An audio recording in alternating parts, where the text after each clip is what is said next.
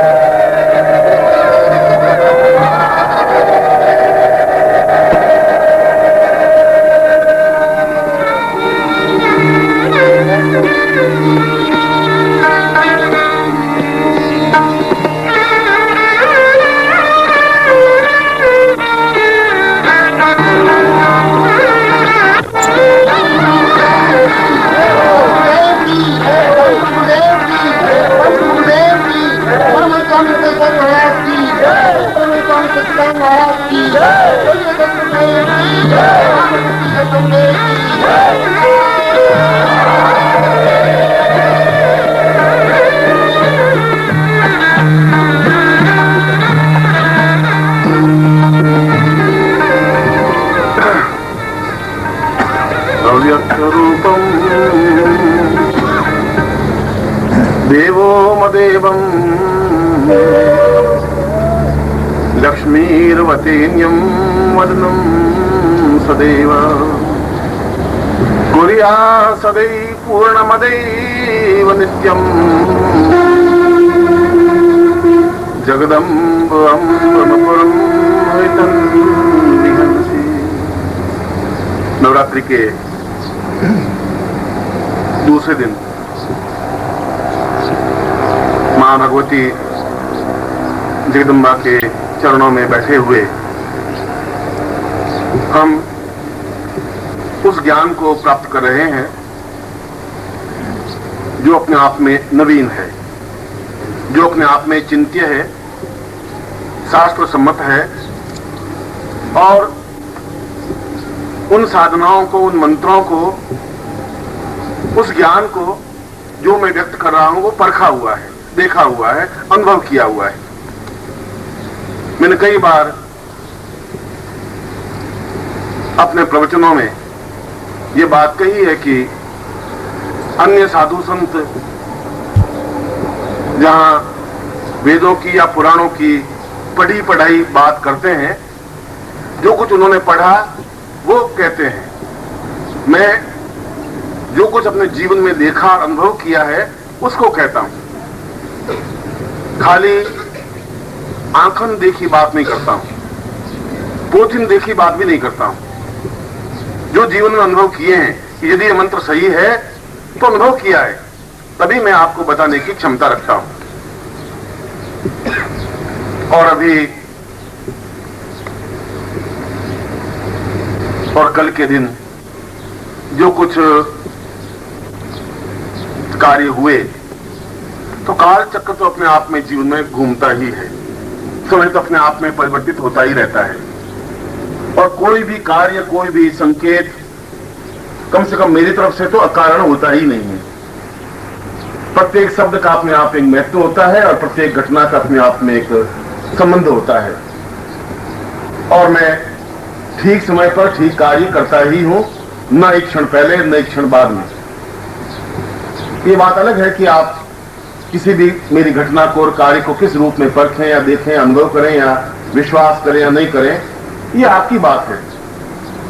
गंगा नदी अपने आप में बह रही है, आप स्नान करें या नहीं करें, आप उसको दूषित जल कहें और आप पवित्र जल कहें, आप उसको पानी पिए या नहीं पिए, ये आपकी बात है। गंगा नदी आपको उठ के नहीं कहेगी कि आप मेरे जल में स्नान करें और पवित्र हों। आपकी विचारधारा, आपका चिंतन कैसा है वह तो आपका है। कई लोग उसको प्रदूषण युक्त नदी कहते हैं और उसके पास में भी नहीं खड़े होते। हरिद्वार के सैकड़ों हजारों लोग नदी में मल विसर्जन करते हैं, उनका चिंतन वैसा है। मैं जाता हूं तो बहुत उस नदी में खड़ा होकर स्नान करता हूं, बहुत शीतलता अनुभव होती है। ये तो अपने अपने चिंतन की बात है। यह ज्ञान की सरिता भी अपने आप में बह ही रही है। आप उसको अनुभव करें या नहीं करें, समझें या नहीं समझें, लाभ उठाएं या नहीं उठाएं, वह आपकी बुद्धि का तर्क है। और जैसा कि मैंने कल बताया कि बुद्धि अपने आप में वेश्या होती है। जहां श्रद्धा अपने आप में पतिव्रता स्त्री होती है, माँ बुद्धि विभ्रम पैदा करती है, माँ बुद्धि कुमार्ग पर गतिशील करती है, वह संदेह पैदा करती है, वो आदमी को भटकाती है, वो उस आदमी को अहंकार देती है, और अहंकार अपने आप में जीवन का नाश है। बुद्धि की अतिक्रमणता जीवन का पतन है।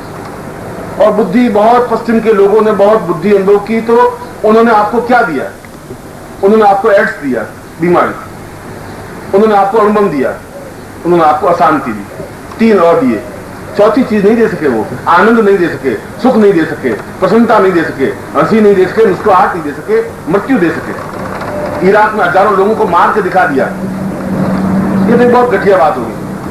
वापस उनको जीवित करता है, ये बहुत बड़ी बात होती है। वो पश्चिम नहीं कर सकती, बुद्धि नहीं कर सकती। श्रद्धा पैदा करती है, श्रद्धा उनको जीवन देती है। मरे हुए व्यक्ति के मन में भी एक चिंतन होता है कि मैं कुछ क्षण जिंदा रहूं, गुरु के चरणों में बैठूं, देवताओं के चरणों में बैठूं, मैं गीता का पाठ सुनूं। वो 5 मिनट जिंदा रहने की प्रयत्न करता है, श्रद्धा के अतिरेक में, श्रद्धा के विश्वास में। और आप में जो बुद्धि की अतिक्रमणता है, वो पश्चिम की देन है, आपकी देन नहीं है, आपके पूर्वजों की देन भी नहीं है। आपके पूर्वज इतने अधिक बुद्धि से हावी नहीं थे, वे श्रद्धा करने वाले थे।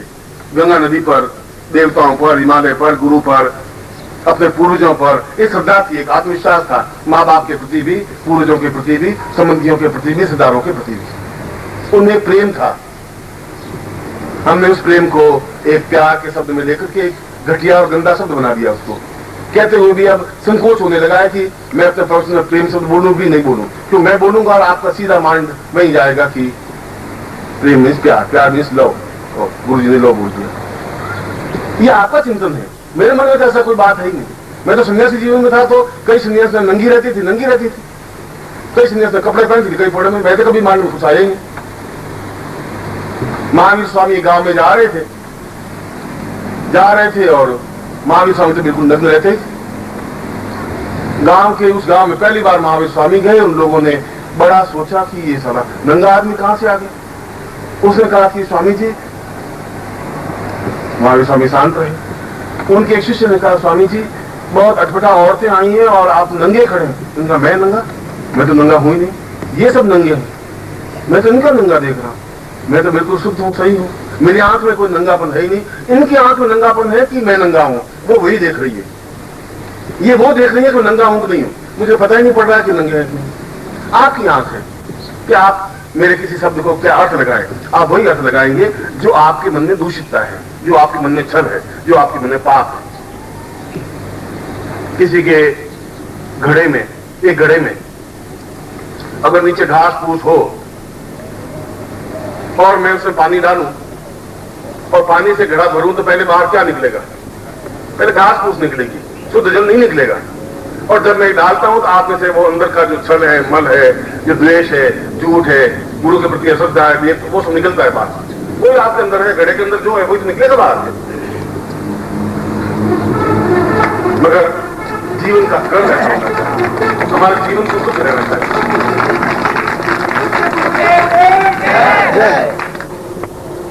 इसलिए मैं बार बार जो आप लोगों को बात कहता हूं, इसलिए कि आपके जीवन में एक अनुकूलता पैदा हो, जीवन में सुख पैदा हो, तुम्हारे जीवन में वैभव भी हो, दोनों हो।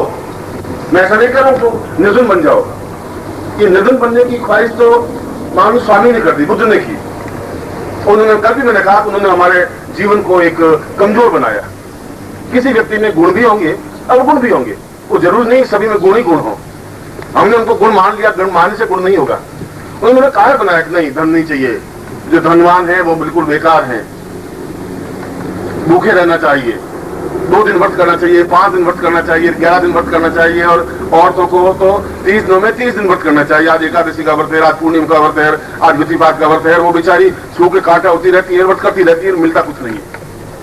तो घर में खाने पीने के लिए अन्न है, कहाँ कोई शास्त्र मुझे बताए तो सही किसमें व्रत लिखा हुआ है? कोई वेद, कोई पुराण, कोई उपनिषद, कोई शास्त्र, कोई तो चीज मुझे सामने लाके रखे कि देखो किसमें व्रत लिखा हुआ है। व्रत जैसा कोई चिंतन है ही नहीं कहीं। और पीछे जो पंडित पैदा हुए उनको कुछ आता तो नहीं था। पूर्णिमा की कथा लिख दी, एक राजा था, राजा ने ऐसा किया, उसने 3 दिन व्रत किया तो उसके घर में पुत्र पैदा हो गया। बस उसने पूछ पकड़ ली, 3 दिन व्रत रखने से पैदा हो जाता है लड़का। अब 3 दिन के भूखे मरने से बच्चे पैदा होते तो फिर चाहिए क्या समझ, पूरे संसार में सभी के पुत्र पैदा हो ही जाते। उन पंडित ने लिख दिया, आपने मान लिया। क्योंकि हमारे हिंदुस्तान की सबसे बड़ी कमी यह है कि जो बोलते हैं उसकी कोई वैल्यू नहीं है, जो लिखा हुआ छपा हुआ है वो वैल्यूबल है।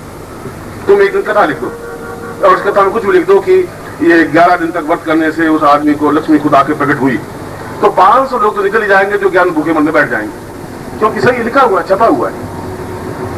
वो सब छपा हुआ प्रामाणिक नहीं होता, अनुभव चीज है। आप पहले 11 दिन भूखे मरिए, फिर तुम्हारे संतान हो जाए तो फिर लिखिए, वो तो होगा नहीं। क्यों आपको पोथी छापनी है, 2 रुपये में बेचनी है, पोथी लिख दी बिक गई, लिखी तो लोग आएगी। ऐसे तो मूड आदमी भारत में बहुत है, इसमें ढूंढने की जरूरत नहीं है। भारतवर्ष में आवाज लगाओ तो मिले ही जाएंगे आपको, जो आरूढ़ता का नहीं है, प्रश्न अनुभव का है। इसलिए इस दरिद्रता को मिटाने के लिए भी जीवन का एक विशेष पर्व, विशेष उत्सव, विशेष मर्म होना चाहिए, विशेष जीवन का चिंतन होना चाहिए।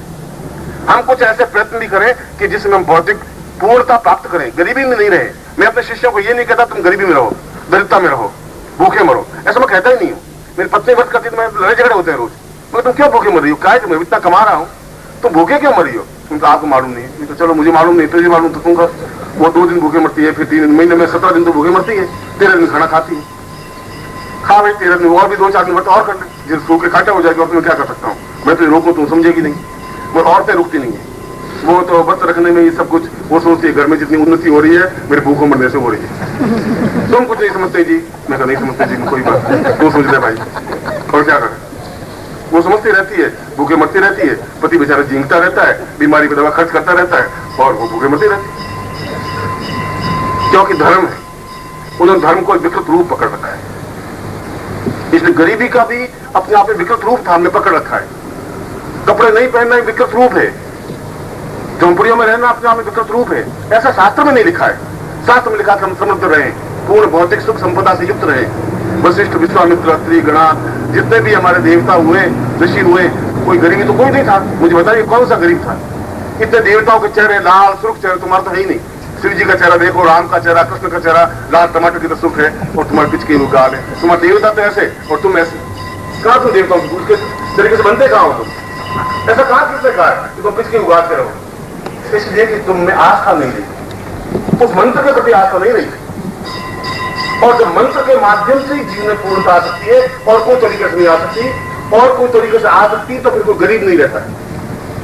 अच्छा, वो सैकड़ों लोग दिन भर मजदूरी करते हैं, पत्थर उठाते हैं, मेहनत दिन भर करते हैं, और शाम को 20 रुपए लेकर घर जाते हैं, 25 रुपए लेकर घर जाते हैं। और जो भाग्यवान होते हैं, जिन्होंने पूर्व जन्म में तपस्या की होगी या इस जन्म में तपस्या की होगी, पूर्व जन्म के किए का है तो हिसाब हमें मिलते ही है। जो कुछ हमने पूर्व जन्म में किया है, उस पूर्व जन्म का हिसाब भी इस जीवन में भोगना ही पड़ेगा, अच्छा या बुरा। इसलिए हिरण्यकश्यप के घर में प्रहलाद पैदा हो जाते हैं। हिरण्यकश्यप बिल्कुल राक्षस, दुष्ट, सताने वाला, उस घर में प्रहलाद जैसा भला एक सात्विक व्यक्ति। तो जरूर पूर्व जन्म में कुछ हिरण्यकश्यप ने, इस जीवन में तो उसे कुछ किया ही नहीं था। ऐसे दुष्टों के घर में लक्ष्मी आ जाती, और हम आश्चर्य करते हैं कि मैं रोज 4 घंटे पूजा करता हूँ लक्ष्मी की, शिव जी की, और ये दुष्ट साला रोज गालियां देता है, इसके घर में पैसे बस नहीं जाते। ये क्या खेल है? जब देवताओं की पूजा नहीं करता, एक बार भी हाथ नहीं जोड़ता। इसलिए कि हमने पिछले जीवन की कड़ी को नहीं देखा, पिछले जीवन की कड़ी और इस जीवन की कड़ी जोड़ी नहीं। और इसीलिए हमारे नवारण मंत्र में, जहां भगवती की आराधना की बात कर रहा हूं, मैं रोज एक एक बिंदु लेकर के उन बिंदुओं को, जिसके माध्यम से आपके जीवन में भौतिक उन्नति और आध्यात्मिक उन्नति का समन्वय हो सके। खाली आध्यात्मिकता से काम नहीं चलेगा, खाली भौतिकता से भी काम नहीं चलेगा। उन दोनों को हमारे जीवन में बैलेंस होना चाहिए। हमारे जीवन में एक परितृप्तता आनी चाहिए। हम जीवन में संपन्न भी रहे, हम जीवन में आनंद युक्त भी रहे, दोनों जीवन चले हमारे। और ऐसा जीवन प्राप्त करने के लिए लक्ष्मी की आवश्यकता है। इसलिए मैंने इस मार्च के अंक में मैंने दिया था कि इस नवरात्रि के दिनों में मैं उस मंत्र को भी दूंगा जिसके माध्यम से पूर्ण लक्ष्मी की प्राप्ति हो सके। और आप कहें कि हम तो साधु हैं, हमें लक्ष्मी की जरूरत नहीं, तो आपको एक्सपेरिमेंट करना चाहिए। उस साधु को आप 2 दिन खाना मत दीजिए, और 3 दिन वो आपका देखा फिर कोई आया नहीं, क्या हुआ? आज कोई झोले कोई आया नहीं, क्या हो गया? 3 दिन वो सीधा ये देखने की कोशिश करेगा, 2 दिन तो चला देगा वो अकड़ के मारे। 3 दिन सोए सुबह आंखें भटकेगी किसी से के लिए। बिना लक्ष्मी के आटा आएगा नहीं, बिना लक्ष्मी पेट में रोटी जाएगी नहीं। इसलिए लक्ष्मी की आराधना करना अपने आप में कोई गुनाह नहीं है। साधु के लिए भी गृहस्थ के लिए तो खैर आवश्यक तत्व है। जरूरी यह है कि आपका धन गलत कार्यों में व्यय नहीं हो, शराब में व्यय नहीं हो, झूठ, छल, मक्कारी, दुष्टता, दूसरों को सताना, इन कार्यों में तुम्हारा धन व्यय नहीं हो, ये जरूरी है। धन का सदुपयोग हो, दान हो, साधु संतों की सेवा हो, देवताओं के मंदिर बने, उसका सदुपयोग हो, तो लक्ष्मी आपके लिए उपयोगी है, धन आपके लिए उपयोगी है। और ऐसे ही जीवन की क्रियाओं में इस भगवती जगदम्बा का त्रिगुणात्मक स्वरूप माना गया है, महाकाली, महालक्ष्मी, महासरस्वती। और जीवन में तीन ही शक्तियां हैं, चौथी कोई शक्ति है ही नहीं। न भुवनेश्वरी है, न चिंतपूर्णा है, न कोई संतोषी माता है, न कुछ है ही नहीं। ये इनके और रूप हैं।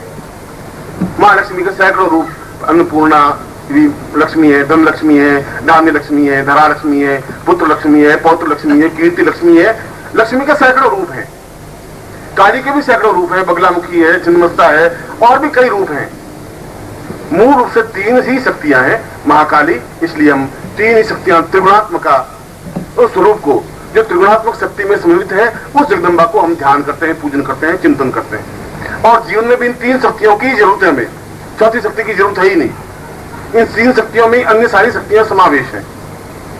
महाकाली की साधना करके हम जीवन में रोग, शोक, शत्रु, दुष्ट, बीमारी, पीड़ा, परेशानी, इन सब से हम मुक्त हो सके, हम जीवन में एक स्वस्थ जीवन बिता सकें, आनंद युक्त जीवन बिता सकें, एक वैभवपूर्ण जीवन बिता सकें। जहां हर समय शत्रुओं का भय रहेगा, जहां हर समय बीमारी रहेगी, जहां हर समय कष्ट रहेगा, वहां जीवन आनंद युक्त नहीं बीत सकता है। और इसी प्रकार महालक्ष्मी की आराधना, साधना, पूजन, अर्चन, चिंतन, और महासरस्वती की, जिससे कि हम कंठ में सरस्वती स्थापित हो, हम जो बोले वो शुद्ध बोल सकें, विद्वानों के बीच बात कर सकें, बैठ सकें, हमारी एक कीर्ति हो, समाज में हमारा सम्मान हो, समाज में हमें पूछे, लोग हमसे बात करने के लिए आए, हमारा यश हो। ये सब सरस्वती के माध्यम से ही संपन्न है। आदमी के पास पैसा है तब भी वो यश की आकांक्षा रखता ही है कि मेरा यश है। यदि यश नहीं है तो उस लक्ष्मी की उपयोगिता नहीं है। यदि किसी के पास यश ही यश है और लक्ष्मी नहीं है तब भी व्यर्थ है। और यदि यश और लक्ष्मी दोनों है और हर समय डरा हुआ भयभीत है, शत्रु हावी है, तब भी जीवन में कुछ नहीं है। इन तीनों को समावेश करने से, तीनों से अपने आप में अभय होने से, तीनों से पूर्णता प्राप्त करने से जीवन अपने आप में परिपूर्ण होता है। इसीलिए नवरात्रि की एक चिंतन रखा गया है। बाकी सारे पर्व, चाहे शिवरात्रि हो, चाहे अक्षय तृतीया हो, चाहे रामनवमी हो, चाहे कृष्णनवमी हो, चाहे होली हो, चाहे दिवाली हो, केवल एक एक पर्व है। नवरात्रि के दो पर्व रखे, एक पर्व जब सूर्य उत्तरायण में चला जाता है तब, एक पर्व जब दक्षिणायन में चला जाता है तब। हम पूरे काल चक्र में उत्तरायण से दक्षिणायन तक पूरे 12 महीने हम उस भगवती जगदम्बा की आराधना करें। इसलिए दो पर्व दिए जगदम्बा के लिए, चैत्र में भी और आश्विन में भी। इसलिए हमें याद दिलाने के लिए कि हमें निरंतर उन तीनों शक्तियों को अपने आप में स्थापित करना है, समावेश करना है, जीवन में पूर्णता प्राप्त करनी ही है। और यदि जीवन में ये पूर्णता प्राप्त नहीं कर पाए तो फिर हमारा जीवन व्यर्थ चला जाएगा। उस जीवन का कोई अर्थ नहीं रहेगा, फिर जीवन का कोई चिंतन नहीं रहेगा, फिर जीवन की कोई विशेषता नहीं रहेगी। फिर तो जीवन एक पशुवत जीवन है, पशु ही जिंदा है।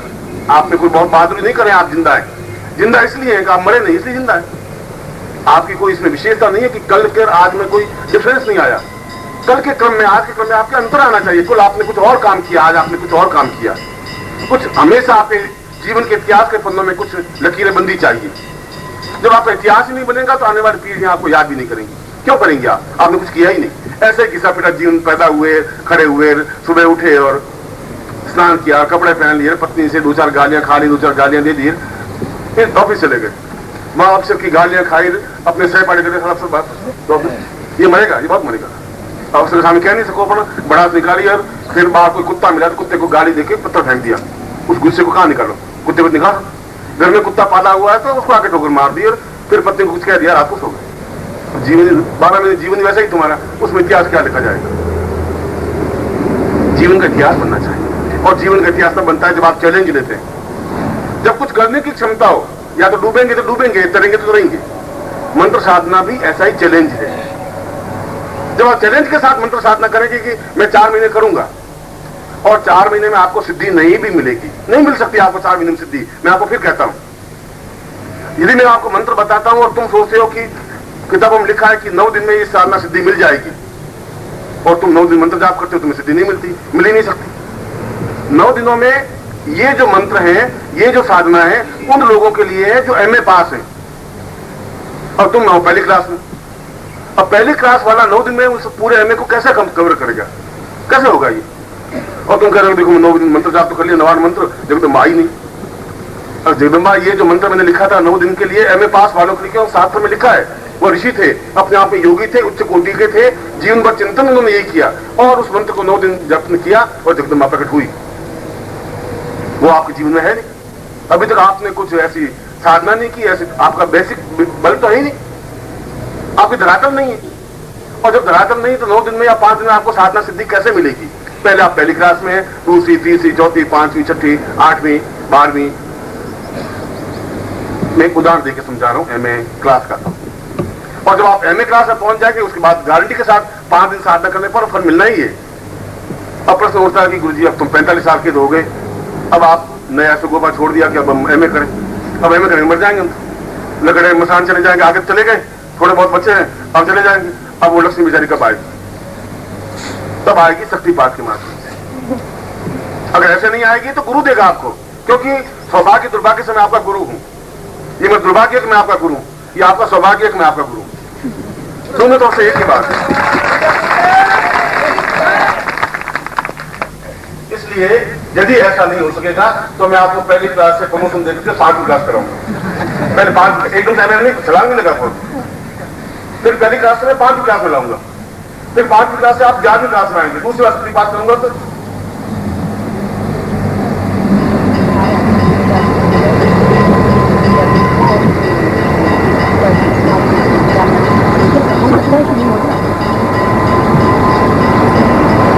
तुम्हें मालूम है? अगर हो सकता है तो आप मुझे बताइए, मैं कैसे मान लूं? क्या मानना, तुम्हें मानना क्या? मैं कैसे जानूं कि सबकी बात से होता है? तो लोग गए हो जाते हैं, कई गुरुओं के पास नहीं, लेकिन मैंने कभी ऐसा देखा नहीं कि ऐसा होता है, ऐसा कुछ नहीं होता।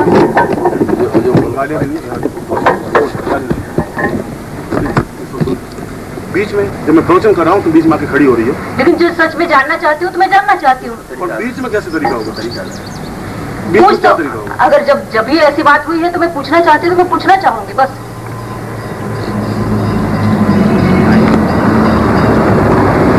तुम नारी हो और मैं तुम्हें जवाब नहीं दे पा रहा। पुरुष होता तो मैं इस समय थप्पड़ मार के तुम्हें फेंक देता मुझसे। ये समझ, आप जो कुछ भी करना है मुझे करिए, लेकिन मुझे शक्तिपात दीजिए, मुझे दीक्षा दीजिए, मुझे ऐसी दीक्षा दीजिए कि मैं कुछ कर सकूं, मेरी सारी कुंडलिनी जागृत हो जाए और मैं देख सकूं कि शक्तिपात के माध्यम से बेहोश होते हैं कि नहीं होते। मैं कई गुरु के पास गई, लेकिन आज तक मुझे किसी ने ना बेहोश हुई, ना मुझे कुछ नहीं हुआ। मैंने कई जगह गई, मैं पैसे खर्च किए, मैं मम्मी के साथ भी गई एक जगह जूनागढ़ के पास, और मुझे वहाँ कुछ नहीं मिला। कहते हैं मैं पूर्व जन्म दिखा सकता हूँ, मैं ये कर सकता हूँ, मैं वो कर सकता हूँ, लेकिन आज तक कुछ नहीं किया उसने। अगर आप दिखा सकते हैं तो मुझे दिखाइए अभी इसी वक्त। कहाँ से आई? सूरत से, गुजरात से। यह सभ्यता कहाँ सीखी तुमने? कहाँ सीखा? मैंने इतनी जगह में जाके आई हूँ, इतनी जगह मेरे साथ छल हुए, इसलिए मैं ऐसा कह रही हूँ। गुरुदेव जी, मैं मानती हूँ, मैं आपको बहुत आपकी किताबें पढ़ी हुई है, मैं देखा है कि आपका इतना नाम है, ये है, तो मैं देखना चाहती हूँ कि ऐसा होता है कि नहीं होता है। तो अगर मैंने कहा है तो जरूर होता है। आप मुझे दिखाइए, मुझे अभी दिखाइए, इसी वक्त दिखाइए।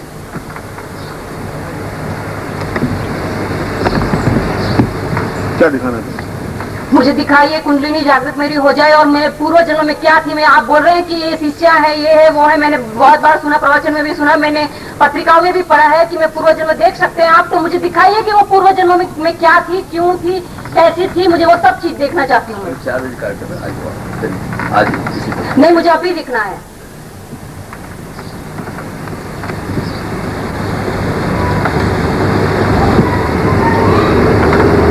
क्या देखो?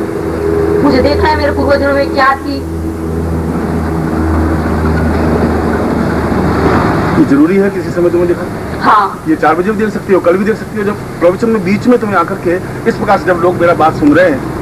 और गुरुदेव जी, ये भी तो हो जाए जिसमें मैं, अगर मुझे खुद को एहसास नहीं हुआ कि ऐसा होता है, मैं जब हर जगह जाके आई हूँ तो मुझे ऐसा होता है कि गलत भी हो सकता है। तुम कहाँ गई, कहाँ हो, कहाँ गई हो तुम? 4 बजे कार्यक्रम है वहाँ पे। नहीं, मुझे अभी दिखाइए।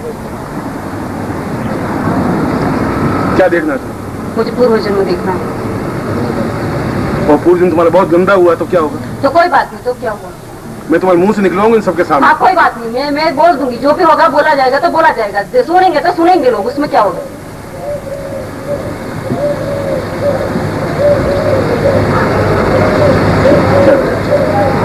चलो नहीं, मैं गुरुदेव जी से बात करना चाहती हूँ। तुम शिविर में भाग ले रही? हाँ। पैसे जमा कराएं? हाँ।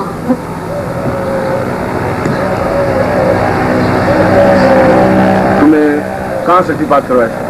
किस जगह शक्तिपात करवाया? मैंने एक बार जूनागढ़ में करवाया था, एक बार बड़ौदा में करवाया था। तो वो शक्तिपात करने वाला था भी नहीं, कैसे? हाँ, वो भी बहुत बड़े जाने माने ऐसे गुरु थे, ऐसे कहते थे कि वो उसके कुछ 3-4 हजार शिष्य थे और बहुत सारी मतलब उनकी भी सेवा की जाती थी, ऐसे ऐसे होता था। और मैं वहाँ जाके बोला, उसने मुझे बताया कि हाँ मैं तुम्हें पूर्व जन्म दिखा सकता हूँ, शक्तिपात करोगे तुम बेहोश हो जाओगे, ये हो जाओगे। उसने मुझे शक्तिपात किया, कितने सारे मैंने पैसे खर्च किए, लेकिन आज तक ना शक्तिपात हुआ, ना कुछ भी हुआ, मैं ना कुछ बेहोश हुई, ना कुछ भी हुआ। सिर्फ उसने यहाँ अंगूठा लगाया, ये किया वो किया, लेकिन आज तक मैंने नहीं देखा कि सच में ऐसा होता है। अगर होता है तो मैं देखना चाहती हूँ। और मैंने आपका बहुत बड़ा नाम सुना है कि आप ऐसा करते हैं, ये है, मैंने पत्रिकाओं में भी पढ़ा है, आपके प्रवचन में भी सुना है। तो अगर ऐसा होता है तो मैं सबके सामने अभी देखना चाहती हूँ। माइक तुम्हारे सामने इसलिए रखा है कि तुम्हारी उद्दंडता भी सुन ले। इतना पैसेंस तो मुझ में है, तो नारी का सम्मान करना भी मुझे आता है। गुरुदेव जी, मैं आपको बड़ी नम्रता, मैं कह सकती हूँ मैं नम्रता है मुझे, मैं आपको, आप में मुझे बड़ा विश्वास है, इसलिए मैं इतनी दूर से यहाँ तक आई हूँ। लेकिन मेरे साथ इतने छल हुए, इतनी बार मैं ये क्या तरीका तुम्हारा? ये कौन सा तरीका तुम्हारा? हाथ में लगा। क्या तरीका है तुम्हारा? ये कौन सा सिस्टम है तुम्हारा? किसने सभ्यता तुम्हें सिखाई कि बीच में तुम्हें खड़ी हो जाती है? गुरुदेव जी, जब इतनी जगह छल हुए तो मुझे होता है कि मैं सच्चाई क्या है वो भी तो मैं देख सकती हूँ। नहीं, मैं पूछना चाहती हूँ, जानना चाहती हूँ तो मैं जानूंगी, जरूर जानूंगी। नहीं, आप बीच में मत आओ प्लीज। या तो ये सिखाई हुई आई कहीं से, और या कोई बात ऐसा मुझे बस देखना चाहती हूँ, ऐसा कुछ नहीं है मेरे साथ।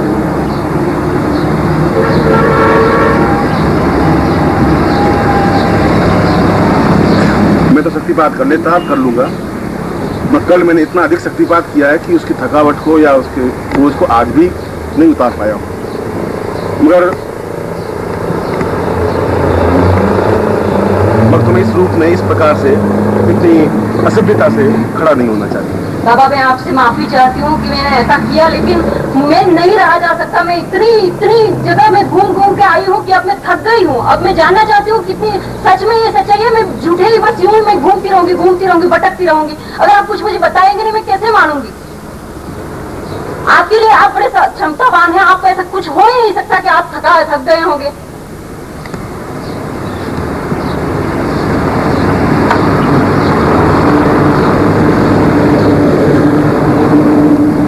तो क्या जवाब? मैं जानती हूँ आप बड़े दयालु हैं। दयालु नहीं, आप चाहते मैं बहुत गुस्सा भी वाला हूँ। दयालु नहीं हूँ। मैं जब ठोकर मारता हूँ तो वहां तक गिरते हैं लोग 40 फीट दूर। ये भी सुन लेना, ये और समझ लेना तुम। ठीक है, अगर आप ऐसा ही करना चाहते तो ऐसा कर दीजिए। अगर आप मार देना चाहते तो मार दीजिए, लेकिन मुझे दिखाइए, मुझे सच्चाई क्या है वो मुझे बताइए आप।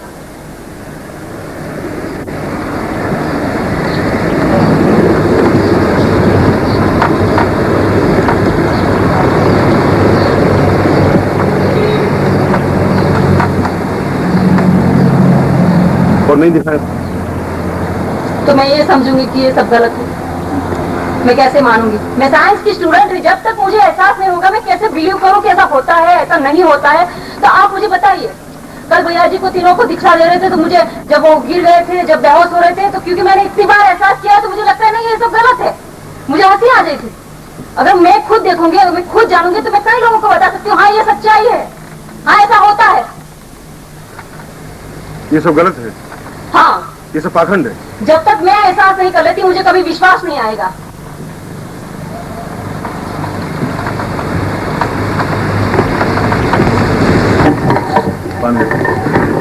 सबको अभी हो जाएगी।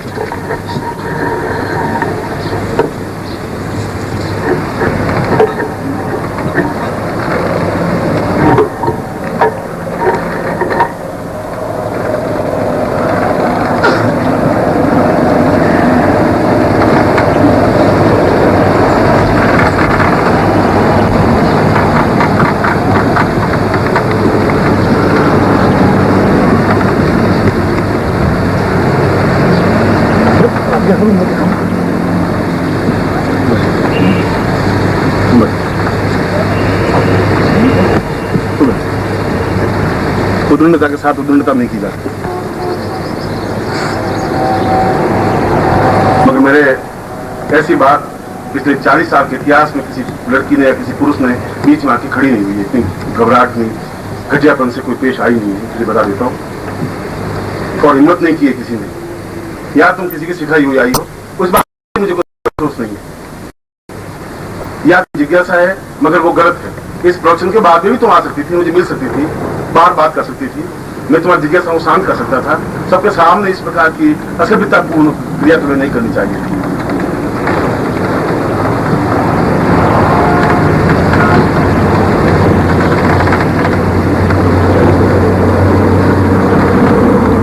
ठीक, तुम ऐसा सत्यवाद ही चाहिए, सत्यवाद की फीस जमा करो।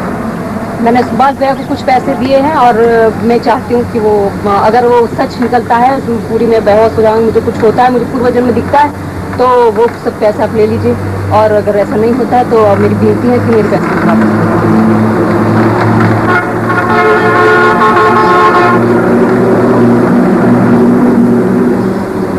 क्या नाम है? जय। कहाँ से आई है? सूरत। सूरत में रहती? सूरत के पास एक गाँव है।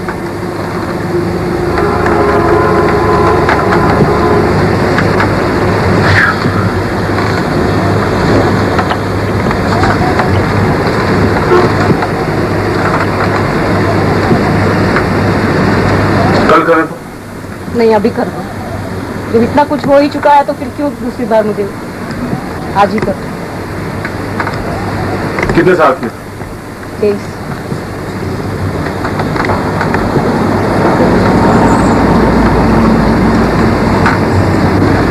सत्यपात से कुछ नहीं होता, नहीं होता है। तुम्हारी ये धारणा है सत्यपात से कुछ होता नहीं? सत्यपात से आदमी बेहोश नहीं होता? तुम्हें सिर्फ शक्तिपात चाहिए, बेहोश होना, और कुछ चाहिए बस? मुझे पूर्व जन्म दिखना है, अगर ऐसा शक्तिपात के माध्यम से पूर्व जन्म में देख सकती हूँ तो मैं देखना चाहती हूँ कि पूर्व जन्म में ऐसा क्या है, वो क्या नहीं, पूर्व जन्म में सच में ऐसा दिखता है कि नहीं, सच में बेहोश होते हैं कि नहीं होते।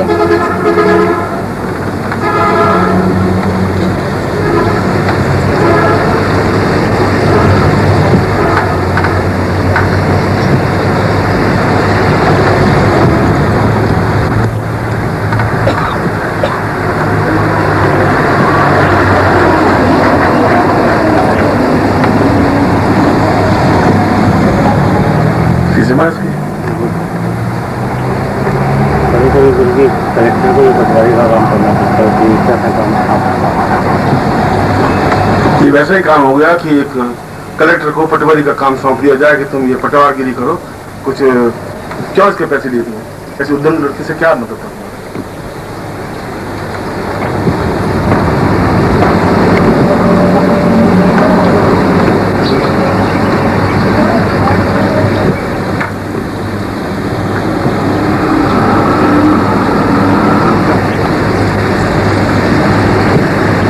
कितनी बार शक्ति बात करवाए थे? 4 से 5 बार। और बेहोश नहीं हुई? नहीं। बहुत ताकतवान? मानती हूँ। बहुत मेंटली बहुत ताकतवान? अभी तक तो लगा है। क्या लगा है? तुम बहुत ताकतवान है? कोई फर्क नहीं पड़ा तेरे ऊपर? आज तक तो नहीं पड़ा, अभी तक तो नहीं पड़ा।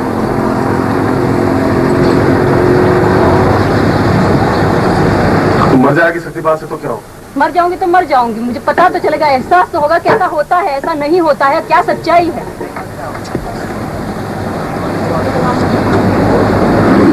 तुम्हारे गुजरात में ऐसे पैदा होते हैं क्या लड़के?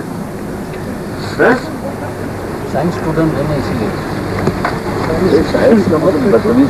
हाँ, तुम्हारी साइंस बदतमीजी सिखाती है क्या? नहीं, बदतमीजी तो नहीं, लेकिन इतना जरूर कि सच्चाई क्या है, अगर जब तक मुझे एहसास नहीं होता तब तक मैं कैसे बिलीव करूँ, उसमें तो रिसर्च होता है। अगर आप जानते नहीं कि जब तक आपको एहसास नहीं होता, अनुभव नहीं होता, वो चीज को बिलीव नहीं की जा सकती, तो नहीं की जा सकती। तो तुम्हारा मतलब पूर्जन नहीं होता? नहीं। पूर्जन होता ही नहीं? नहीं। शक्तिपात होता ही नहीं? नहीं।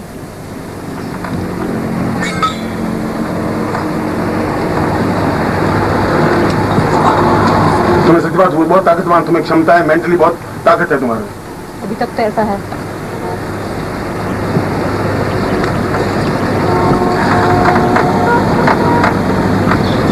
और जब तक देखोगी नहीं तुम्हें विश्वास नहीं आएगा। नहीं।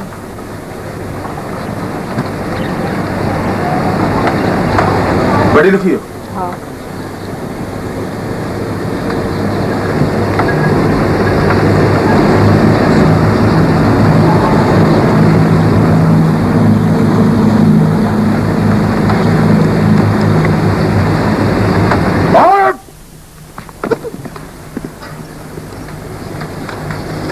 परम पूज्य गुरुदेव की! परम पूज्य गुरुदेव की! परम पूज्य गुरुदेव की! गुरुदेव की! गुरुदेव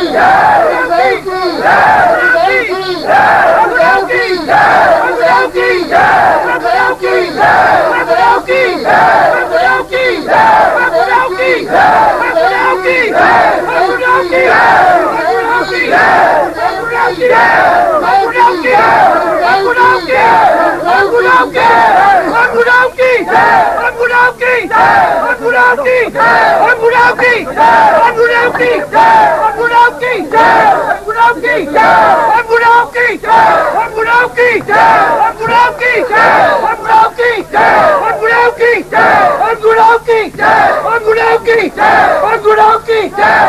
की!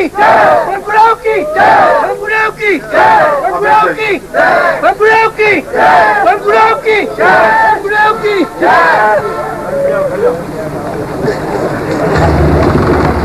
बैठ जाओ, बैठ जाओ, सब अपनी जगह, सब बैठ जाइए।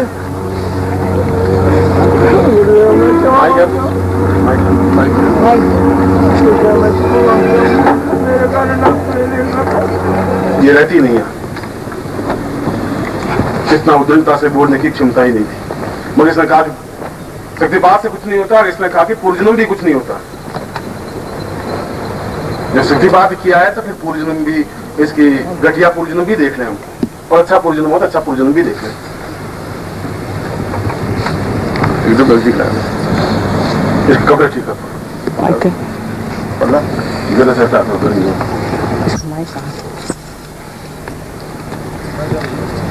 बस।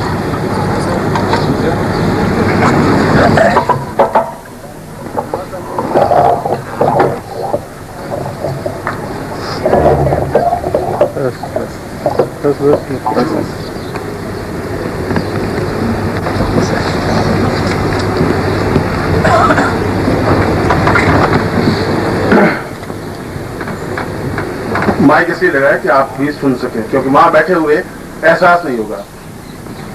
क्योंकि कल मैंने प्रवचन में इन्होंने चले इस पॉइंट पर किया कि तीनों भाइयों को आपने किया और बेहोश कैसे हो गए,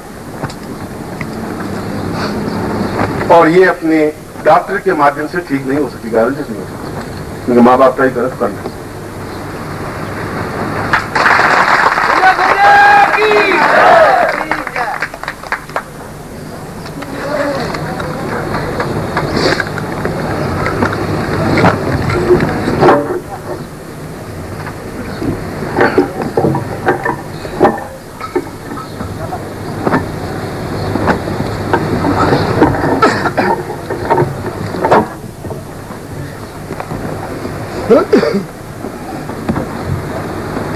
तुम्हें मैं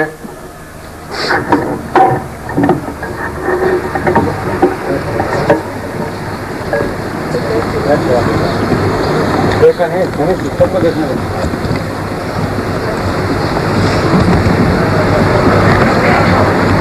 कोई खड़ा नहीं होगा, सब बैठ जाए।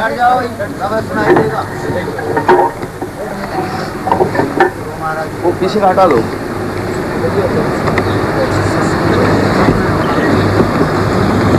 तुम्हें मैं पिछले जीवन में ले जा रहा हूं, और पिछले जीवन में कुछ प्रश्न पूछ रहा हूं तुम्हें, और तुम उस तंद्रा में रहोगी जिस तंद्रा में मैं तुम्हें खड़ा कर रहा हूं, उस आज्ञा चक्र में, और मैं तुम्हें प्रश्न पूछ रहा हूं, उसका तुम्हें जवाब देना है। तुमने कहा कि मुझे पिछला जीवन चाहे घटिया हो चाहे अच्छा हो, बाकी मैं इस प्रकार से एक नारी से मुंह से निकलवाता नहीं कि पुरुष का तो अगर घटियापन जीवन को ही है तो चल सकता है, और मैं तुम्हें इस प्रकार से ऊंचेपन पे लाना नहीं चाहता था। मगर तुमने जिस ढंग से घटियापन दिखाया है, और मैं इन चीजों में विश्वास नहीं करता हूं, मैं ऐसा करता नहीं।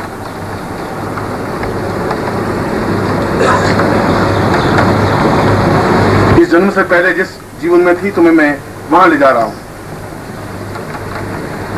क्या देख रही हो तुम? कुछ दिख रही हो? शुरुआत से मैं दिखा रहा हूं तुम्हें, अपने जीवन को तुम्हें दिखा रहा हूं, तुम कैसा जीवन तुम्हारा बीता है। इसलिए बुलवा रहा हूं कि जिससे कि तुम बोल सको। मैं उस लेवल पे तुम्हें आगे चक्र में खड़ा कर रहा हूं कि तुम देख भी सको अपने जीवन को, बोल भी सको। दिखाई दे रहा है तुम्हें कुछ जीवन में? मैं गायों को चरा रही हूँ। मैंने चोली पहनी है, चनिया है, कुछ स्कर्ट कुछ पहना है। मैं खेतों में मेरे पापा काम कर रहे हैं। मैं 15 साल की हूँ और मैं उछलती कूदती दौड़ती रहती हूँ गायों के पीछे। क्या नाम है तेरा? प्रिया। कहाँ रहती है तू? एक छोटे से गांव में। कहाँ ये गाँव? गुजरात में किसी पर्वत के पास है, छोटा सा गांव है जहाँ मेरे। चलो इस जीवन को आगे बढ़ाओ और चलो आगे। अब क्या तुम देख रही हो? मैं देख रही हूँ कि मैं बहुत छोटी सी हूँ, 10 साल की हूँ। मैं इधर उधर गांव में बस छोटे छोटे बच्चों के साथ खेल रही हूँ। और थोड़ा पीछे जाओ। और मैं छोटी सी बच्ची सी हूँ, बस मैं खेल रही हूँ। मेरे माँ बाप मुझे प्यार करते हैं, खाना वाना खिलाते हैं। मैं दौड़ती रहती हूँ आंगन में, मस्ती करती हूँ, खूब मस्ती करती हूँ मैं। भाई? मेरा एक बड़ा भाई है। बहन? बहन नहीं है। माँ? माँ है, बाप है। तुम देख रही हो माँ बाप को? हाँ। भाई को देख रही हो? हाँ। चलो 15-17 साल की आयु में आओ, चलो वहां चलो। 15-17? अरे बाबा, मैंने लाल चुनरी ओढ़ी हुई है, मेरी शादी हो रही है। मुझे शादी नहीं करनी है, मेरी शादी हो रही है, मुझे नहीं करना है शादी वादी, कुछ नहीं करना है मुझे। देखो देखो, किसी अनजान के घर मुझे ले जा रहे हैं, डोली में बिठा के। मैं इतनी छोटी सी हूँ, मुझे बंधन नहीं चाहिए, मुझे जाना है, घर जाना है। मेरे को वो लोग मारेंगे, पता नहीं क्या क्या करेंगे। कहीं अनजान घर में मुझे जा रहे हैं। देखो, मैं किसी उस इंसान को भी जानती भी नहीं हूँ, मुझे नहीं जाना है वहां पर।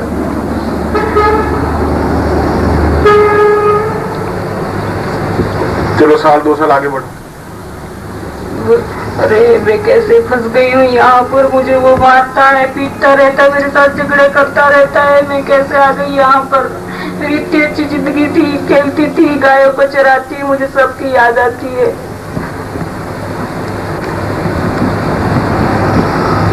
और आगे बढ़ो, आगे चलो। मैं और वो मेरा पति, हम दोनों बस से जा रहे हैं, खेतों में काम भी कर लेते हैं। और एक देखो एक साधु आ गए, एक बहुत बड़ा, बहुत प्रभावशाली व्यक्तित्व है उसका। और इतने सुंदर है वो, और उसने वो मृगशर्म पहना हुआ है, कुछ नहीं है उसके पास, लेकिन वो मुझे अट्रैक्ट कर रहा है। लेकिन मुझे तो नहीं जाना है, किसी को कुछ नहीं चाहिए मुझे इस जीवन में, कुछ नहीं चाहिए मुझे, बस मुझे मर जाना है। कैसा है साधु? बड़ा सुंदर है, प्रभावशाली है, बस चौड़ा सीना है, लंबा सा है, सुंदर है। चलो आगे चलो। देखो ना, मेरे पति तो उसके वो साधु को मारने लग गया है, उसको गुरु बना लिया है। अरे ये सब क्या चक्कर है गुरुदेव जी? अरे नहीं, ऐसा सब नहीं होना चाहिए। ये कर पता नहीं कहाँ ले जाएगा। अरे बच्चे हुए? नहीं, बच्चे कुछ नहीं हुए हैं। चलो आगे चलो, आगे चल। वो मुझे गुरुदेव में भी बहुत मारने लगी, मुझे अट्रैक्शन होता है, मुझे ऐसा लगता है मैं खींची चली जा रही हूँ। हम दोनों साथ निकल पड़े हैं, मैं और मेरे पति वो गुरुदेव के साथ निकल पड़े हैं। बस हम लोग ऐसे जा रहे हैं जैसे एक बहुत सुंदर जगह आ गई और हिमालय है और बड़े जैसे पर्वत हरियाली हरियाली है, कुछ बर्फ सी जमी हुई है, बड़ी सुंदर गंगराएं दिख रही है मेरे को। और वो झरने से बहते हैं, कुछ प्राणी इधर उधर घूम रहे हैं, बड़ी सुंदर जगह है। वहाँ कमल के फूल भी खिले हुए हैं, पता नहीं इतनी सुंदर जगह है।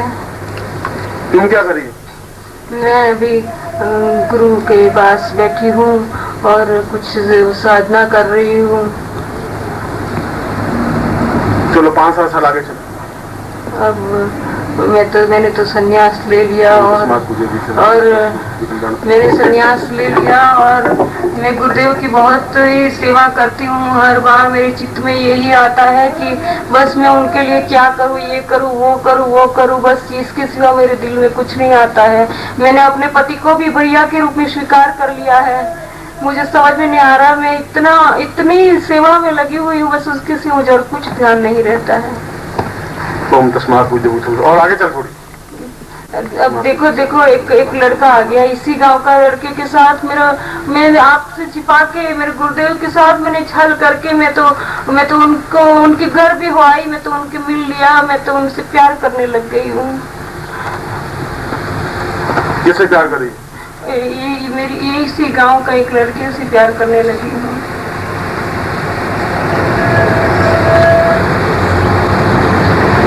आसमान किससे प्यार करी? मेरी इसी गांव का एक लड़के से प्यार करने लगी हूँ।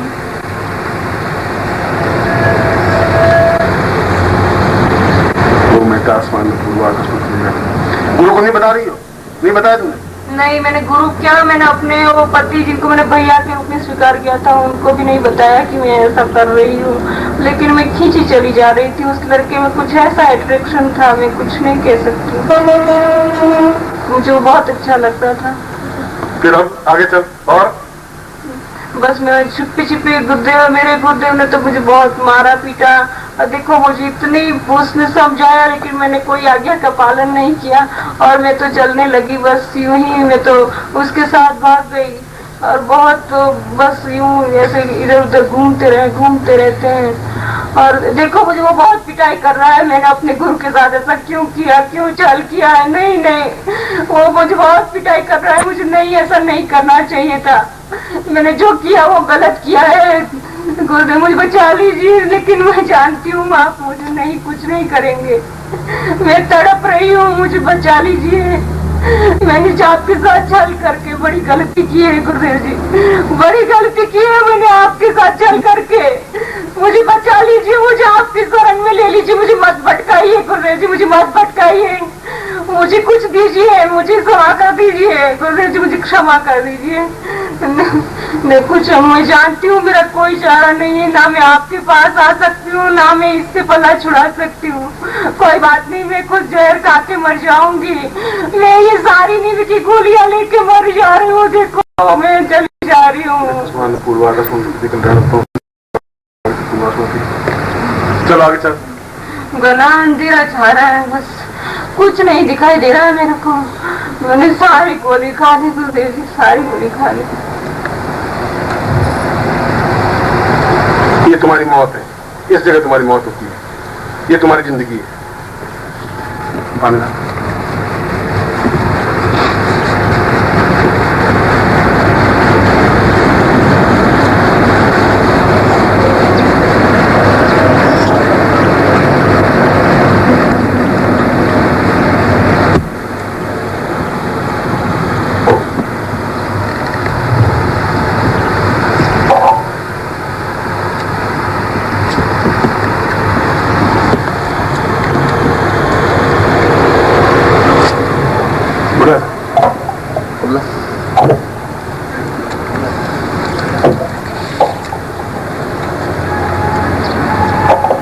चलो बैठ।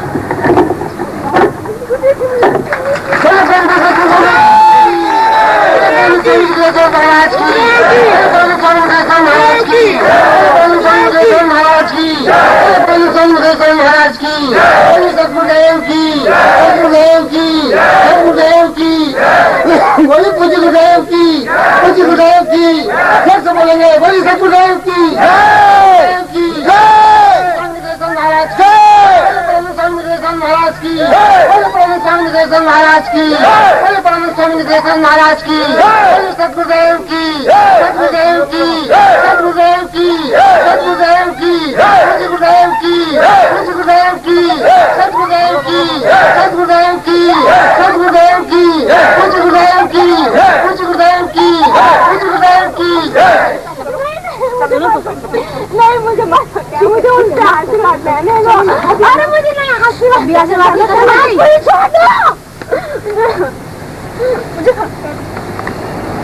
तुम कह रहे शक्तिपात होते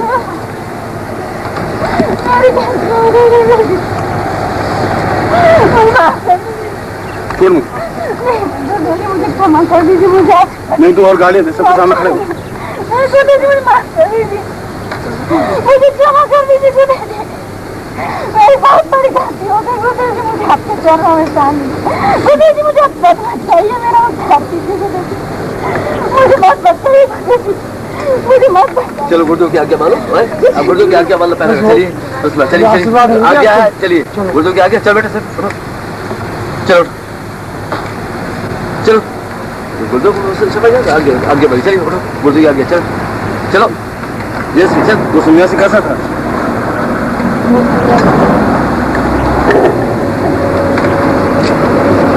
तुम्हें इसलिए याद है?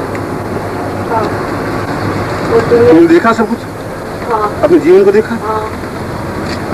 वे भगवा कपड़े पहने हुए थे, बड़े सुंदर थे। उसका सब कुछ बहुत सा चेहरा आपसे मिलता था।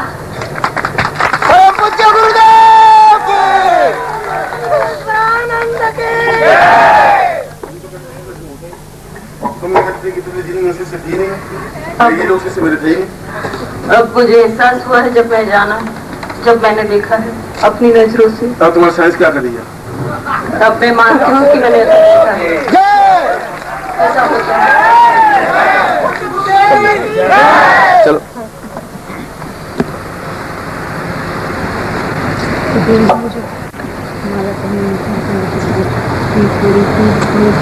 फिर वही बात है। चलो आगे वाला पहले इस बात से